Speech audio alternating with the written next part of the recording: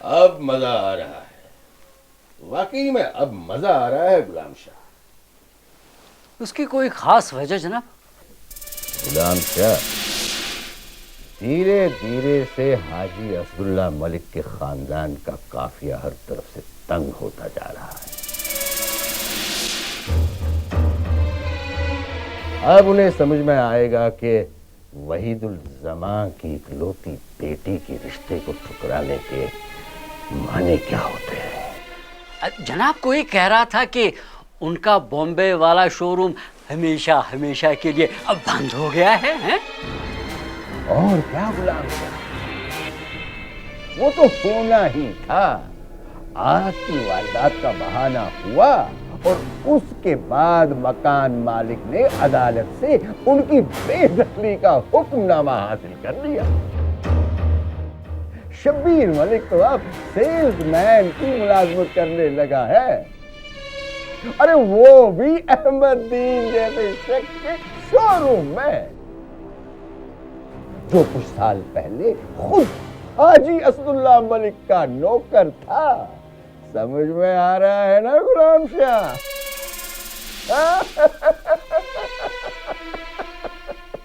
जी जनाब, ऊपर वाला भी क्या क्या रंग दिखाता है। हाँ? अब रही बात वो उनके कमिश्नर साहब की, कमिश्नरी तो मैं उसको करने नहीं दूंगा, फिर चाहे उसने केस के बदले में आईएएस का इम्तिहान भी पास क्यों न किया हो। हाँ, वो तो मुझे मालूम है जनाब, संस्कार पहुंचा दिया आपने उसको। नहीं, ज्वाइन तो मैं उसको वहां भी नहीं करने दूंगा।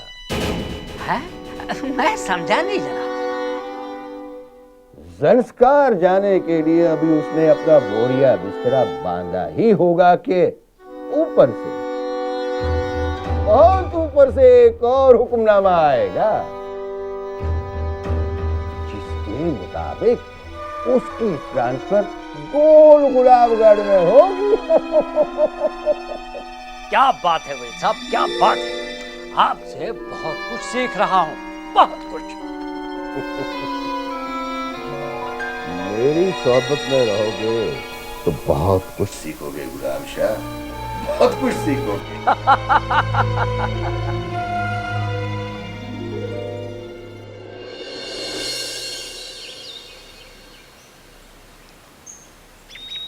निसार साहब, टेलीफोन का कंप्लेंट करा था ना?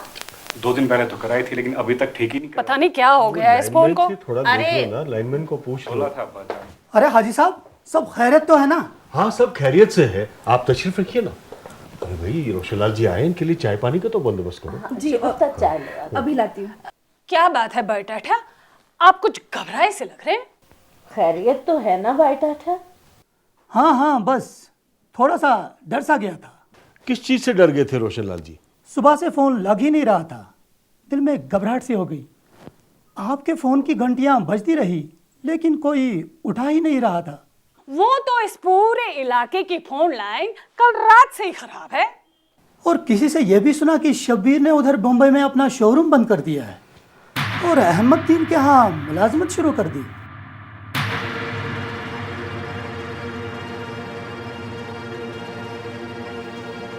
इससे मेरा दिमाग चकरा गया। क्या क्या कहा तुमने?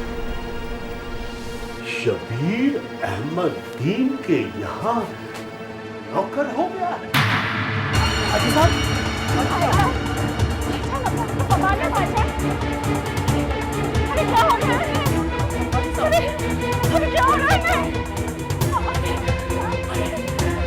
डॉक्टर को बुलाओ निसार। अरे निसार, डॉक्टर को बुलाओ जल्दी। निसार जल्दी जाओ। अरे भाई साहब।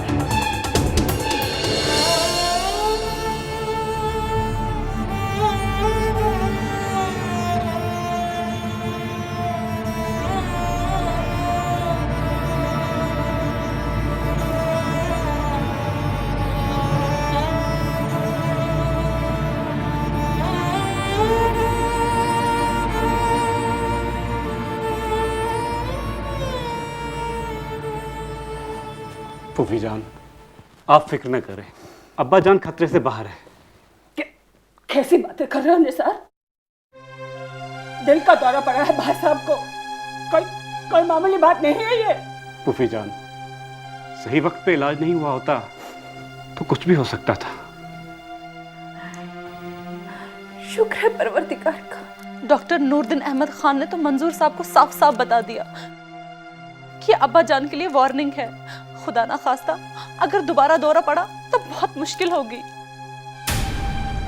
ना रोशन, ऐसा ना बोल। मेरी उम्र भी लग जाए भाई साहब को। अरे मैं तो कहती हूँ ऐसा कुछ नहीं होना चाहिए।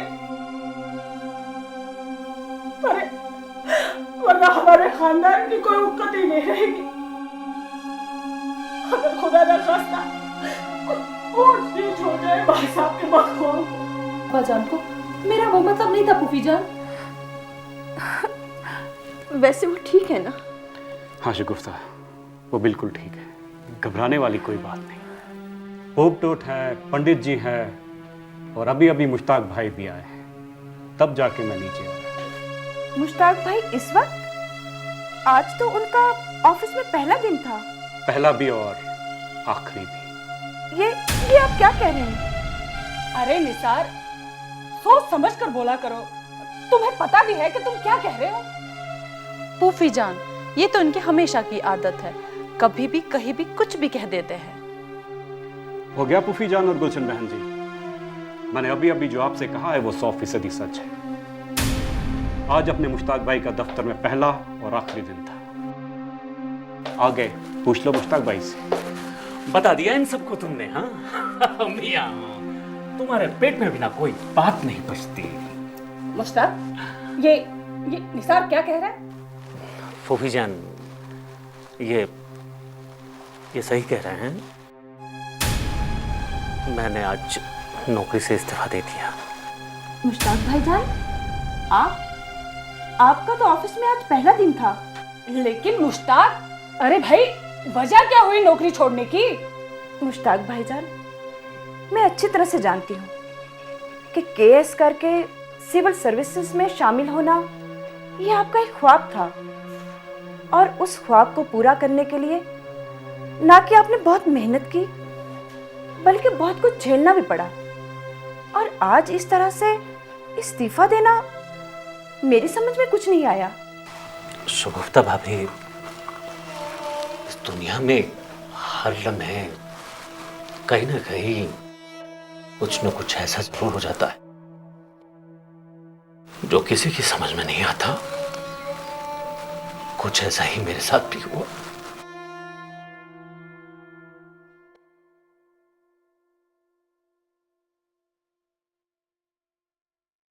ये तो वक्त की बात है भाभी जी। अब आप अपने ही घर की मिसाल ले लो। कितना जतन करते थे आप मुश्ताक अहमद को कि बेटे अपने मोरूसी कारोबार की तरफ रागिब हो जाओ। क्या मानता था वो? अब आज देख लो।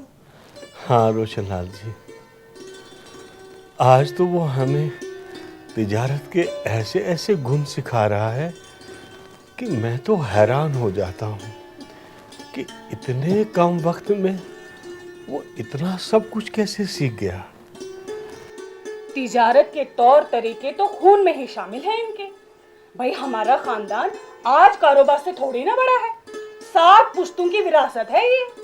मुश्ताक का कारोबार संभालने का सबसे बड़ा फायदा और सबसे बड़ा सुख ये हुआ कि आज तीनों भाई मिलकर कारोबार को आगे बढ़ाने की सोच रहे हैं।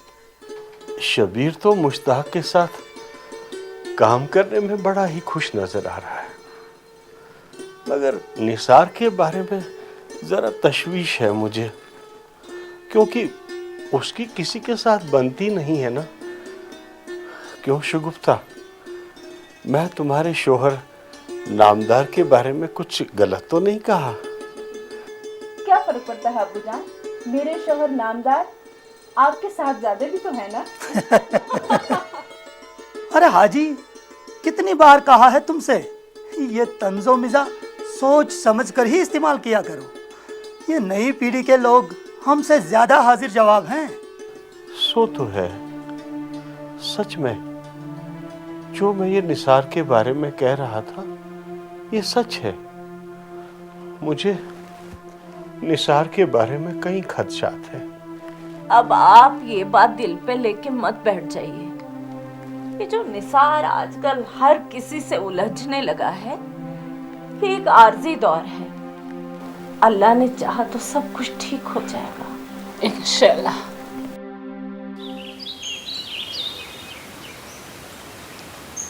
भाई साहब अस्सलाम वालेकुम। मुश्ताक मलिक ने इस्तीफा दे दिया है। उसका पहले ही दिन इस तरह इस्तीफा देना, यही तो जीत है आपकी जनाब। आप तो चाहते ही थे ना कि वो कमिश्नर ना बन सके। गुलाम शाह, तुम हमेशा जाहिल के जाहिल ही रहोगे। मेरी कौन सी जीत हुई? हाँ, कौन सी जीत हुई मेरी? किस चीज की जीत हुई? उसने मुलाजमत के पहले ही दिन सरकार के नहीं मेरे मुंह पे इस्तीफा दे मारा है। मेरे मुंह पे कमिश्नर जैसे ओहदे को लात मारी है मुश्ताक मलिक ने, लात मारी है।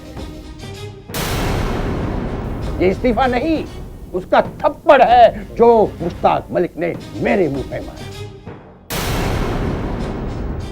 और गुलाम शाह, अगर तुम में जरा भी शर्म है तो जरा महसूस कर, कहीं ये थप्पड़ तुम्हारे मुंह पे भी तो न पड़ा। हाँ? वही साहब, मेरी औकात ही क्या है जनाब। हाजी असदुल्लाह मलिक के खानदान के साथ तो जंग आपने छिड़ी है। मैं तो सिर्फ शिकारी के पीछे पीछे कारतूस लेकर चल रहा हूं। एक मिनट गुलाम शाह, एक मिनट। पिछले 2 दिन से सेक्रेटेरिएट में मुश्ताक मलिक के मामले को लेकर जो भी पेशरफ्त हुई उसकी तफसीलात मुश्ताक मलिक तक जरूर पहुंची। भाई कौन हो सकता है, कौन हो सकता है जो मुश्ताक मलिक का खबरी है? गुलाम शाह, कहीं ऐसा तो नहीं कि तुम ही डबल क्रॉस कर रहे हो मेरे साथ? क्या कहा आपने? वही साहब, मैंने हमेशा सबके साथ अच्छा किया, किसी के साथ कभी बुरा नहीं किया, गद्दारी नहीं की। लेकिन अब करेगा ये गुलाम शाह, करेगा, जरूर करेगा। आपको जो करना है कर लीजिएगा, जो आपको करना है। हक में। क्या बात है भाई, बुलाया मैंने तुमको तो क्या कर रहे हो यहाँ पे? जाओ अपना काम करो।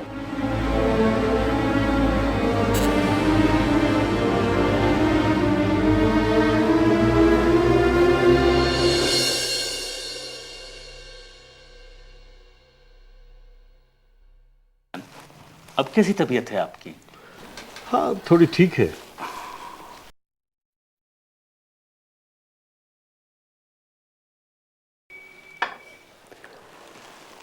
मुश्ताक। जी अब्बा जी। बेटे, जो बात तुम कई दिनों से मुझसे छुपा रहे हो वो मुझे पहले ही पता चल चुकी है। मुझे तुम्हारे इस्तीफे के बारे में पहले ही पता चल चुका था। और हकीकत तो ये है कि मुझे ये खबर सुनकर हैरानगी या दुख नहीं हुआ। अब्बा जी वो दरअसल मैं ये भी नहीं जानना चाहता हूं कि तुम्हारे मुस्तफी हो जाने के क्या क्या वजूहात हैं। मैं ये जानना चाहता हूं कि तुम्हारे आगे के मंसूबे क्या हैं।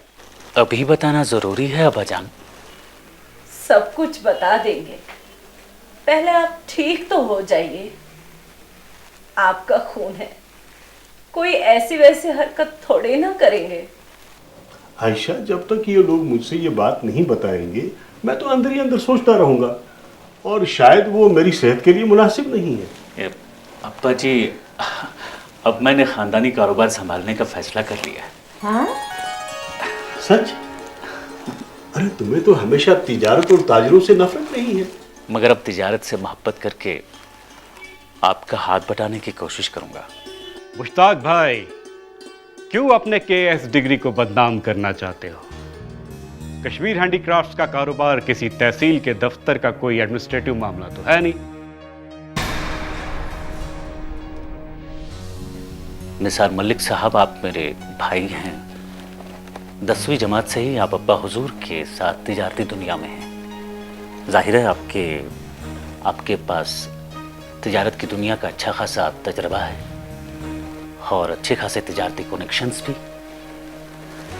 मगर मेरा भी दावा है कि अगर आप लोग मुझे मौका फराहम करेंगे तो मैं आप लोगों को मायूस नहीं होने दूंगा। तुम तो पढ़े लिखे हो, तुम्हारे लिए कोई काम करना मुश्किल नहीं है। खैर, अब अगर आपको कमिश्नरी नहीं मिली तो वापस अपने पुराने काम पे चले जाइएगा। ये बिजनेस की बारीकियां तो आपकी समझ में आने वाली है नहीं। निसार, बस बहुत देर से तुम्हारी बकबक सुन रहा हूं मैं। अपने अब्बू की हालत नहीं देख रहा है तू?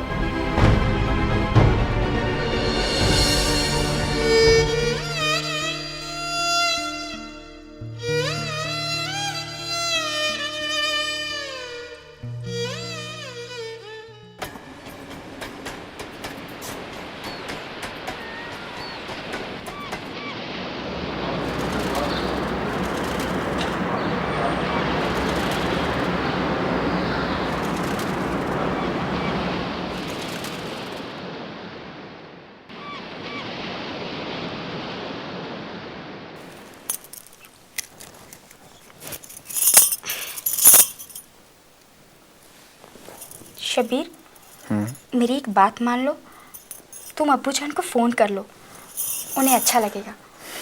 अगर तुम फ़ोन नहीं करना चाहते हो तो मुझे फ़ोन करने दो। ठीक है नाजू, मैं फ़ोन कर लूँगा, लेकिन तुम 1-2 दिन रुक जाओ। क्यों? 1-2 दिन क्यों रुकना है? मुझे कुछ सोचने दो, मुझे सोचने दो नाजू, प्लीज़। मेरे दिमाग में कुछ ऐसी बातें आ रही हैं जो तुम समझ नहीं पाओगी। मेरी बात समझने की कोशिश करो शबीर, मुझे बहुत तशवीश हो रही है। क्यों? किस बात से तशवीश हो रही है तुम्हें? मुझे कई दिनों से गुलिस्ता मंजिल के बारे में उल्टे सीधे ख्वाब आ रहे हैं। कभी तो दीवान खाने में वो कबीला तरफ की दीवार गिरती हुई दिखाई देती है और कभी वो पिछली तरफ के बागीचे में मौजूद सफेदे के पेड़ों पर खौफनाक काले कीट बैठे नजर आते हैं। और कल तो महबूबा फूफी की टूटी हुई ऐनक नजर आई। मुझे बहुत डर लग रहा है, वहां सब ठीक होना चाहिए।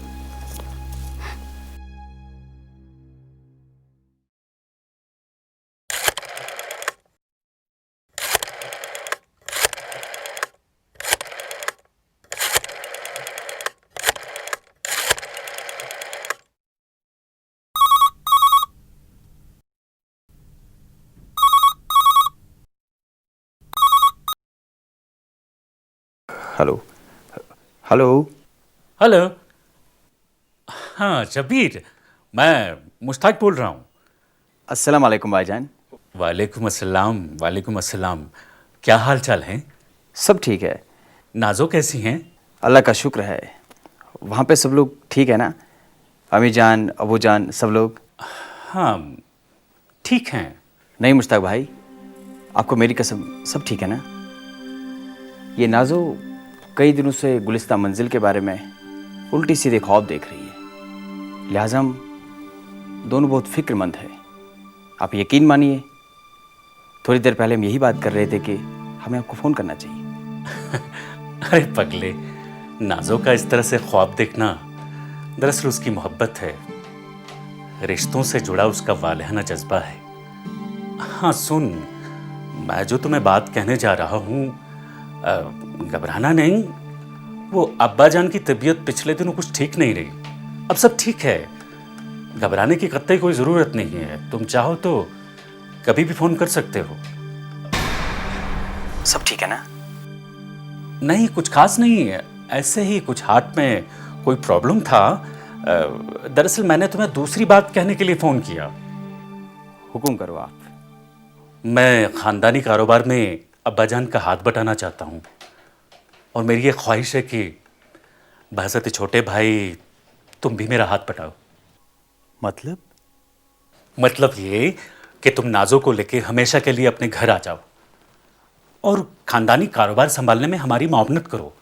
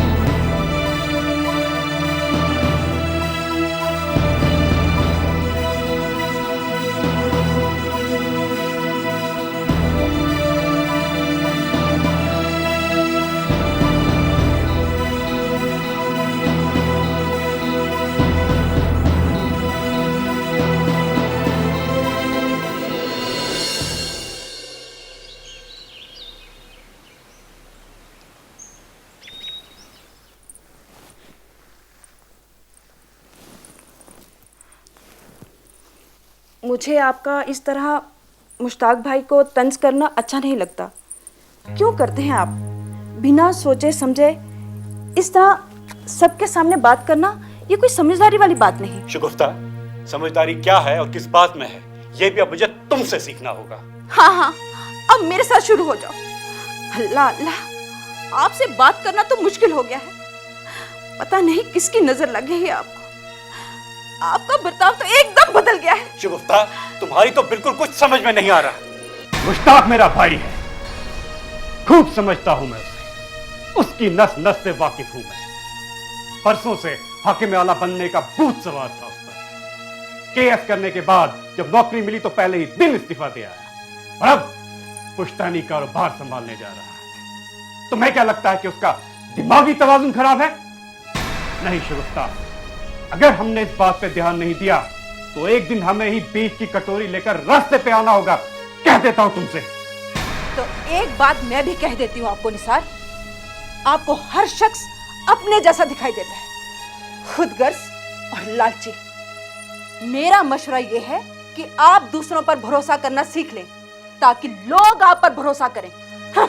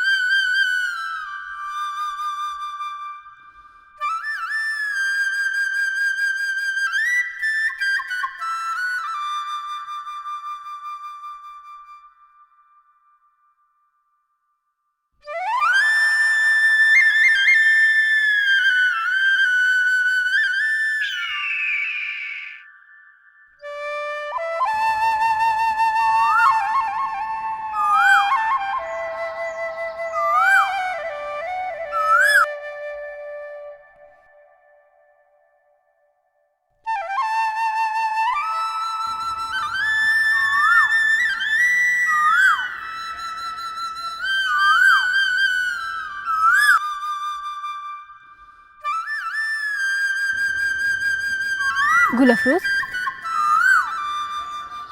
वो खूबसूरत नौजवान कौन है? कौन वो? हाँ हाँ वो।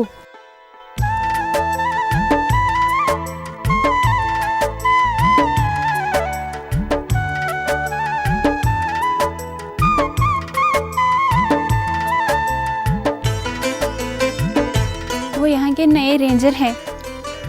आदिल साहब श्रीनगर के किसी बड़े खानदान से ताल्लुक़ रखते हैं, ऐसा कहते हैं हमारे वालिद साहब। आपके वालिद साहब अजहर चाचा? हाँ हाँ, इनका आना जाना है हमारे घर।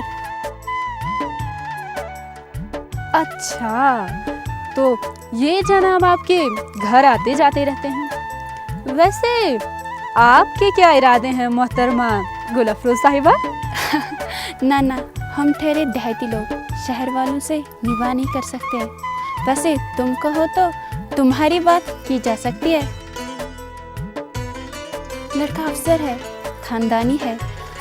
वो देखो, वो इधर ही आ रहा है।